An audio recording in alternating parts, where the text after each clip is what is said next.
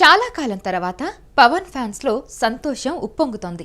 ఓజీలో పవన్ ని సుజిత్ చూపించిన విధానానికి అభిమానులు ఫిదా అవుతున్నారు. స్టైలిష్ లుక్ లో పవన్ మంటలు పెట్టాడు. తన హీరోని అలా చూడక ఎన్నేళ్లయ్యిందో అనుకుంటూ ఫ్యాన్స్ సంబరాలు చేసుకుంటున్నారు. ముఖ్యంగా సుజిత్ ను ఆకాశానికి ఎత్తేస్తున్నారు. నిజమే, పవన్ కళ్యాణ్ ఫ్యాన్స్ దాహం ఇప్పుడు తీరింది. దీనికోసం చాలా కాలం వెయిట్ చేయాల్సి వచ్చింది. అత్తారింటికి దారేది తర్వాత పవన్ అలా స్టైలిష్ గా కనిపించింది లేదు.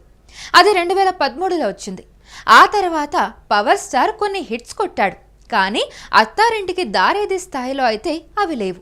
గోపాల గోపాల హిట్ అయినా కానీ అది మల్టీ స్టారర్ చిత్రం.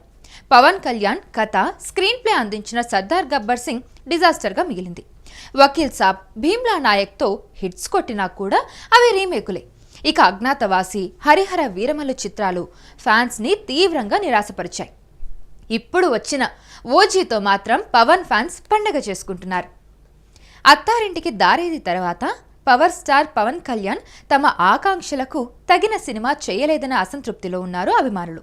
అయితే 2 నెలల కిందట వచ్చిన హరిహర వీరమల్లు కూడా వారిని తీవ్ర నిరాశకు గురిచేసింది.